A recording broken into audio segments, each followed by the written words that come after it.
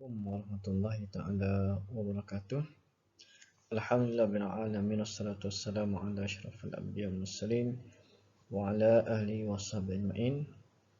Rabbi shrah li sadri wa yassir li amri wahlul 'uqdatam min lisani yafqahu qawli. Amin. Jadi alhamdulillah bersyukur kita kepada Allah Taala kerana diberi peluang untuk kita meneruskan pembelajaran kita pada pagi ini. Jadi tajuk yang kita akan belajar pada pagi ini iaitu Muamalah Islam Unit 2 Akad Jual Beli, buku teks muka surat 129 hingga 142.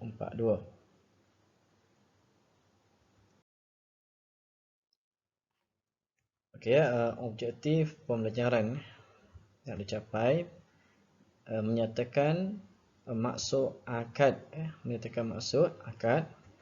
Yang kedua, menjelaskan rukun akad.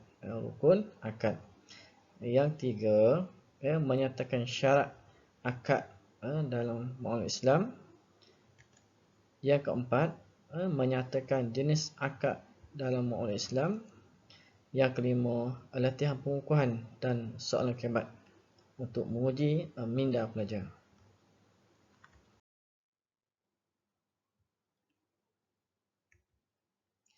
Okey, maksud akad dalam muamalah Islam.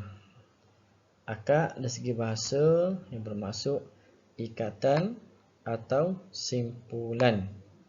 Dari segi istilah, ijab dan kabul dalam urusan perniagaan dan kewangan. Terima, aku terima, dan aku jual dan aku terima. Itu maksud ijab dan kabul dalam urusan perniagaan dan kewangan. Seterusnya, kita tengok kepada rukun akad. Rukun akad ada 3. Yang pertama sekali, penjual. Yang kedua, harga dan barang yang nak dijual. Yang tiga, mesti ada lafaz ijab dan kabul. Okey, kita tengok yang pertama sekali, penjual dan pembeli merupakan pihak yang berakad. Yang kedua, harga dan barang, sesuatu yang diakad. Yang ketiga, ijab dan kabul, ini lafaz sirah, lafaz yang diucap oleh penjual dan pembeli. Seterusnya, syarat akad dalam muamalah Islam. Yang pertama sekali, pihak yang berakad. Pihak yang berakad bermaksud penjual dan pembeli mestilah berakal, balik, mampu memelihara dan menguruskan harta. Yang kedua, berasaskan dua pihak dan bebas membuat pilihan. Ini pihak yang berakad antara penjual dan pembeli. Yang kedua, perkara yang diadakan. Yang pertama sekali, wujud ketika akad berlaku. Perkara yang nak diakad mesti wujud ketika akad yang berlaku. Yang kedua, barang mestilah barang itu adalah halal. Yang ketiga, dapat diserahkan ketika akad berlaku. Itu perkara yang diakad. Yang ketiga, sirah, lafaz sirah, iaitu lafaz ijab dan kabul adalah sepadan. Antara penjual dan pembeli itu mesti lafaz ijab dan kabul adalah sepadan. Yang kedua, lafaz ijab dan kabul tidak diikat dengan syarat tertentu. Apabila ada syarat tertentu, maka tidak sah jual beli dia.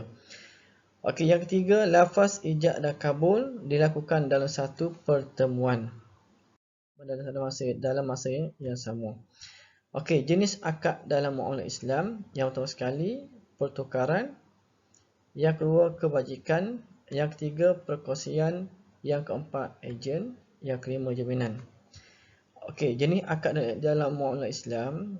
Pertukaran termasuklah jual beli atau sewaan. Kebajikan, hibah, qarid, wakalah, wadiah. Perkongsian, musyarakah, mudarabah. Ejen adalah merupakan wakalah dan jaminan iaitu kafalah dan rahn. Okey, kita tengok jenis akad dalam muamalah Islam, iaitu pertukaran. Pertukaran iaitu jual beli sewaan, jenis akad. Okey, pengertian jual beli. Pengertian jual beli kita tengok sini, iaitu akad. Akad menukarkan barang dengan barang melalui persetujuan penjual dan pembeli. Okey, itu masuk jual beli. Mana akad menukarkan barang dengan barang melalui persetujuan penjual dan pembeli. Okey, yang kedua kita tengok pada sewaan. Kepada sewaan, masuk sewaan, iaitu satu perjanjian. Satu perjanjian untuk memiliki manfaat atau faedah dari suatu barang yang diterima dengan barang yang sesuai mengikut perjanjian yang ditentukan. Itu masuk sewaan. Maknanya ada satu perjanjian untuk memiliki suatu perkara yang manfaat atau faedah dari suatu barang yang diterima dengan dengan bayaran yang sesuai mengikut perjanjian yang ditentukan. Itu masuk pertukaran, iaitu jual beli dan sewaan dalam jenis akad. Okey, contoh jual beli barang yang halal untuk kegunaan harian. Contoh sewaan, seorang pelajar kolej menyewa sebuah rumah untuk dijadikan tempat tinggal semasa pengajian. Ini contoh sewaan. Okey, kalau jual beli, contoh jual beli barang yang halal untuk kegunaan harian. Kalau sewaan, contoh sewaan, seorang pelajar menyewa sebuah rumah untuk dijadikan tempat tinggal semasa perjalanan kolej. Okey, seterusnya kita tengok kepada jenis akad dalam agama Islam, iaitu kebajikan. Contoh hibah, masuk hibah dan qirad. Qirad jenis akad. Okey, pengertian hibah. Pengertian hibah, satu pemberian daripada penerima yang dibuat atas dasar rela hati ketika masih hidup. Biasa hibah yang mana orang yang hidup memberi dah bagi awal-awal kepada orang yang nak meninggal, dia orang sebelum meninggal dia bagi wasiat atau dia bagi hibah kepada pewaris dia semasa dia hidup sebelum dia meninggal lah. Okey, yang kedua qardun qirad maksud pinjaman yang dilakukan untuk suatu kegunaan sama ada dari wang ringgit atau lain-lainnya tanpa sebarang imbuhan faedah dan perlu membayar kembali jumlah yang sama. Ini qirad. Contoh kita tengok hibah. Seorang ibu, contoh seorang ibu menggunakan hibah untuk pembelian rumah kepada anaknya. Maksudnya ibu menghadiahkan atau menghibahkan pembelian rumah kepada anaknya. Okey, contoh qirad. Encik Ali membuat pinjaman bank sebanyak RM5,000 bagi memulakan perniagaannya. Itu masuk qirad. Jenis akad ini kebajikan. Okey, seterusnya kita tengok kepada jenis akad muamalah Islam, itu kebajikan dari segi wakaf. Masuk wakaf kita tengok, iaitu pengertian wakaf iaitu menyerahkan harta atau sebahagian harta kepada milik atau pada hukum milik Allah SWT dengan tujuan mendampingkan diri kepada, mendekatkan diri atau mendekatkan diri kepada Allah Ta'ala dan akhirnya memberi manfaat atau hasilnya kepada pihak kebajikan yang ditentukan oleh pewakaf selama-lamanya. Mana itu masuk wakaf, mana seseorang itu menyerahkan harta atau sebagai harta kepada milik atau pada hukum Allah Ta'ala dengan tujuan apa? Untuk mendekatkan diri kepada Allah Ta'ala. Akhirnya dapat memberi manfaat atau hasilnya kepada kebajikan yang ditentukan oleh pewakaf selama-lamanya. Ini makna saham akhirat kita lah. Okey, contoh syarikat bank Rimau mewakafkan sebuah institusi pusat tafiz untuk kegunaan pelajarnya. Ini contoh contoh wakaf. Okey, kita tengok seterusnya jenis kebajikan iaitu wadiah. Wadiah. Okey, masuk wadiah iaitu pengertian wadiah, kontrak di antara satu pihak yang dimiliki barang dengan pihak yang diamanahkan untuk berjanji menyimpan barang dengan tujuan untuk dijamin keselamatannya dari kecurian, kerosakan, kehilangan dan seumpamanya. Itu masuk wadiah, makna kontrak antara pihak yang memiliki barang dengan pihak yang diamanahkan untuk berjanji menyimpan barang dengan tujuan apa? Tujuan dijamin keselamatannya dari segi kecurian, kerosakan, kehilangan dan seumpamanya. Contoh, Encik Abu menandatangani kontrak wadiah bagi simpanan emasnya dengan syarikat bank sotong. Contoh. Mana Abu membuat perjanjian dan menandatangani perjanjian sebagai wadiah bagi simpanan emasnya kepada syarikat dengan syarikat bank sotong. Okey, seterusnya kita tengok kepada maksud perkongsian dan musyarakah. Maksud perkongsian iaitu kerjasama antara dua pihak atau suatu usaha tertentu yang mana masing-masing memberikan sumbangan dengan kesepakatan bahawa keuntungan dan risiko akan ditanggung bersama sesuai dengan kesepakatan. Ini masuk perkongsian dalam syarikat dan sebagainya.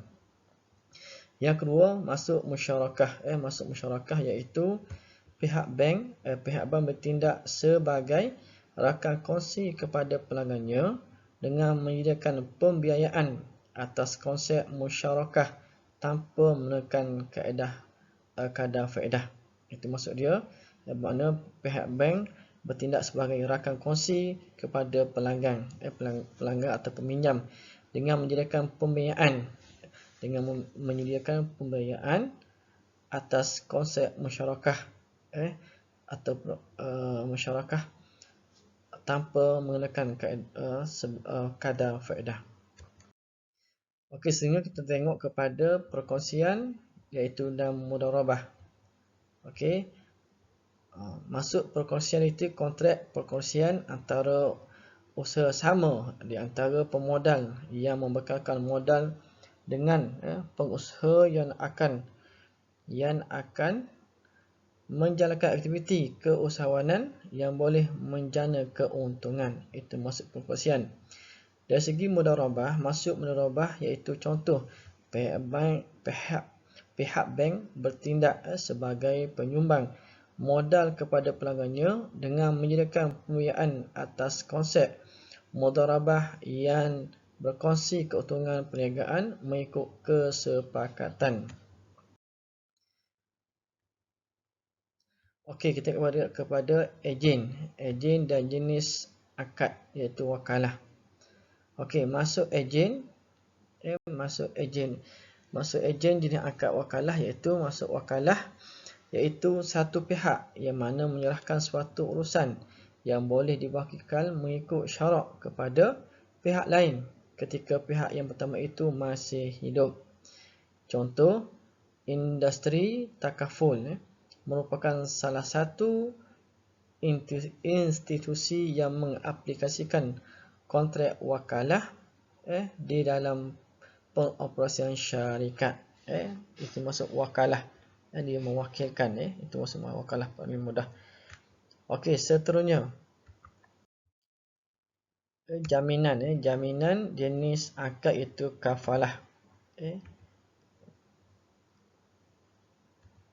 Okey, masuk kafalah itu jaminan iaitu tanggungjawab ke atas hak orang lain atau sesuatu yang mempunyai tanggungjawab tertentu untuk diambil tindakan atau mendapatkan suatu barang ganti kepada pihak yang berhak. Itu masuk kafalah. Mana sebagai jaminan iaitu tanggungjawab ke atas hak orang lain atau seorang yang mempunyai tanggungjawab tertentu untuk diambil tindakan atau mendapatkan suatu barang ganti kepada pihak yang berhak. Itu masuk kafalah. Contoh perjanjian, perjanjian penjamin dan pihak yang menerima jaminan, di mana penjamin menerima tanggungjawab untuk menjelaskan hutang atau membayar ganti rugi jika sekiranya pihak yang berhutang atau berjanji untuk melaksanakan suatu kerja gagal menunaikan tanggungjawabnya. Itu masuk kafalah. Contoh mana perjanjian antara penjamin dan pihak yang menerima jaminan, di mana penjamin menerima tanggungjawab untuk menjelaskan hutang atau membayar ganti rugi jika sekiranya pihak yang berhutang atau berjanji tersebut tadi untuk melaksanakan suatu kerja itu gagal menunaikan tanggungjawabnya. Okey, jaminan jenis akad ar-rahnu. Ar-rahnu iaitu sesuatu barang yang dijadikan cagaran oleh pemiliknya bagi mendapatkan pinjaman. Masuk ar-rahnu iaitu sesuatu barang yang dijadikan cagaran oleh pemiliknya bagi mendapatkan pinjaman. Contoh, syarikat bank C memperkenalkan skim pajak gadai Islam ar-rahnu untuk menghapuskan riba dan gharar. Ar-rahnu banyak kita tengok kedai-kedai itu ar-rahnu, tempat pajak gadai Islam. Okey, itu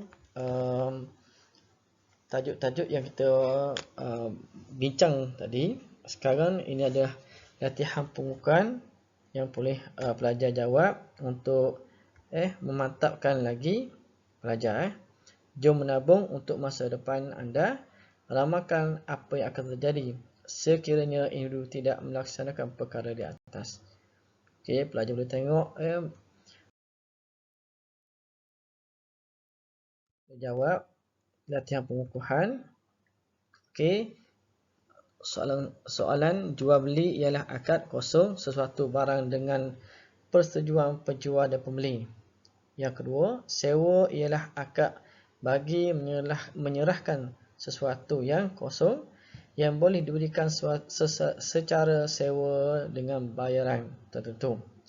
Hibah ialah pemberian milik seseorang secara kosong terhadap hartanya kepada orang lain pada masa hidup sebagai tanda kasih sayang kepada orang itu.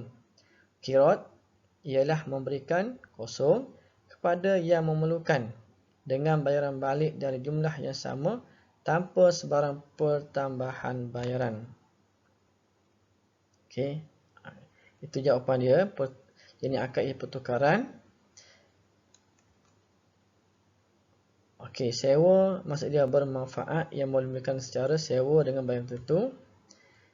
Hibah maksud dia pemberian milik seseorang secara sukarela terhadap hartanya kepada orang lain semasa hidup sebagai tanda kasih sayang kepada orang itu. Dan last sekali, qirad ialah memberikan hutang kepada yang memerlukan hutang dengan bayaran balik dari jumlah yang sama tanpa sebarang pembayaran.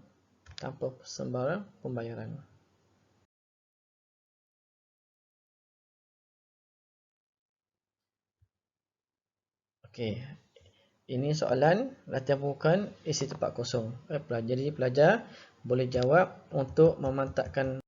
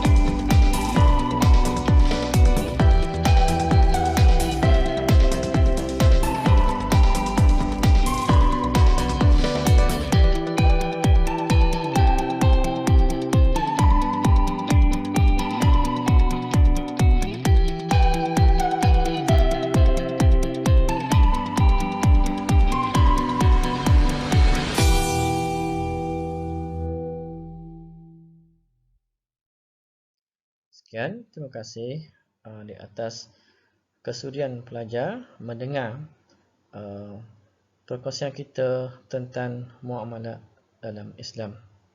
Moga kita berjumpa lagi. Sekian. Wabillahi taufiq wal hidayah. Wassalamualaikum warahmatullahi taala wabarakatuh.